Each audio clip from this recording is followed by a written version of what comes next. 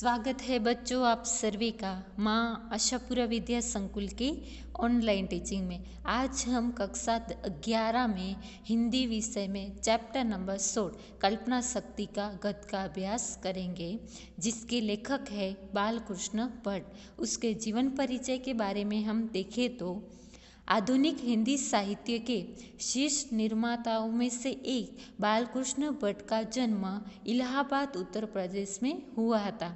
इन्हें प्रारंभ में घर पर ही 15-16 वर्ष तक संस्कृत की शिक्षा मिली। फिर स्थानीय मिशन स्कूल में 10वीं कक्षा तक अध्ययन किया था। ते यमुना मिशन स्कूल प्रयाग में संस्कृत के अध्यापक के रूप में रहे। वे एक सफल नाट्यकार, पत्रकार, उपन्यासकार और निबंधकार थे। हिंदी पत्रिका का संपादन किया था। उन्होंने विचार प्रधान निबंध लिखे हैं। कल्पना शक्ति सिर्फ मनुष्य के पास होती है, यानी कि यहाँ लेखक ने क्या बताया कि जो कल्पना शक्ति है वो सिर्फ किसके पास हो सकती है?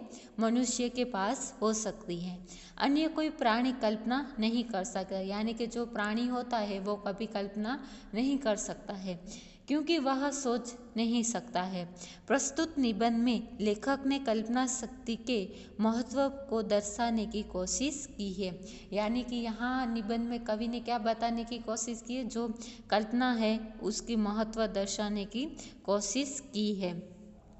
वे कहते हैं कि कल्पना शक्ति व्यक्ति की प्रतिभा का परिचायक होती है। कवि और लेखक अत्यंत कल्पनाशील होते हैं, यानी कि यहाँ कवि ने क्या बताया है कि जो कवि और लेखक होते हैं वो बहुत ही कल्पनाशील होते हैं, यानी कि जो चाहे वो कल्पना करके अपना जो साहित्य सर्जन है वो कर सकते हैं। वो आप भी जानते हैं।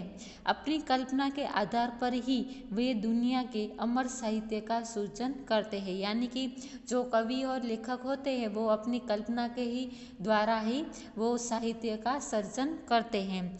कल्पना सृजन के लिए अनिवार्य तत्व है, यानी कि जो कवि और लेखक है उसके लिए कल्पना शक्ति सृजन के लिए अनिवार्य शक्ति मानी जाती है। किंतु लेखक व्यंग्यपूर्ण भाषा में हमें यह भी बताने से नहीं चूकते कि सिर्फ कल्पना करना पर्याप्त नहीं होता, यानी कि जो सिर्फ कल्पना करने से ही कुछ नहीं प्राप्त हो सकता है, बल्कि अभ्यास ज़्यादा महत्वपूर्ण होता है। उनके लिए सबसे पहले क्या ज़्यादा महत्वपूर्ण है? अभ्यास करना महत्वपूर्ण माना जाता है। अब हम गद्य का अभ्यास करेंगे। मनुष्य की अनेक मानसिक शक्तियों में कल्पना शक्ति एक अद्भुत शक्ति है, यानी कि विद्यार्थी मित्रों यहाँ कवि ने लेखक ने क्या बताया है कि जो मनुष्य की मानसिक शक्तियों में से कल्पना शक्ति भी एक अद्भुत शक्ति मानी जाती है।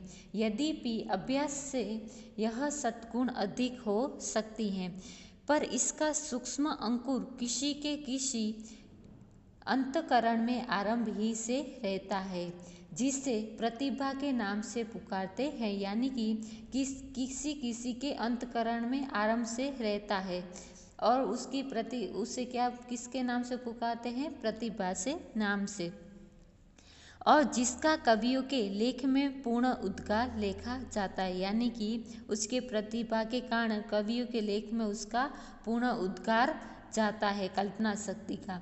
कालिदास, श्रीहर्ष, शेक्सपियर, मिल्टन प्रभृति कवियों की कल्पना शक्ति पर चित्तचकित और मुग्ध हो अनेक तर्क वितर्क भूल भलैया में चक्कर मारता टकराता अंत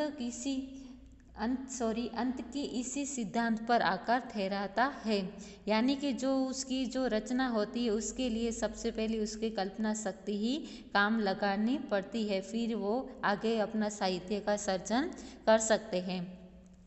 कि वह कोई प्रार्थना संस्कार का परिणाम है या ईश्वर प्रदत्त शक्ति जीनियस है।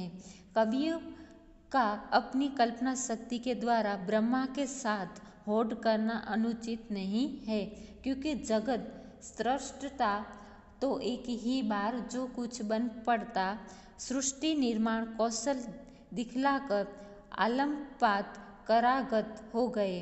पर कवि जन नित्य नई नई रचना के खंडत न जाने कितने सृष्टि का निर्माण चातुर्य दिखलाते रहते हैं। यानी कि विद्यार्थी मित्रों, जो कवि और लेखक होते हैं वो अपनी कल्पना शक्ति के माध्यम से ही बहुत सारा साहित्य सर्जन होता है वो कर सकते हैं। उसके लिए उनको सबसे पहले अभ्यास करना ज़्यादा महत्वपूर्ण है, वो ही अच्छा माना जाता है। यानी कि वो रचना के पीछे उसे कल्पना शक्ति काम लगानी पड़ती है, फिर उसके बाद ही अपने जो साहित्य होता है उसकी रचना कर सकते हैं अच्छी से। तो विद्यार्थी मित्रों, आज हम इतना तक अभ्यास करते हैं, आगे का अभ्यास हम नेक्स्ट वीक में करेंगे। Thank you.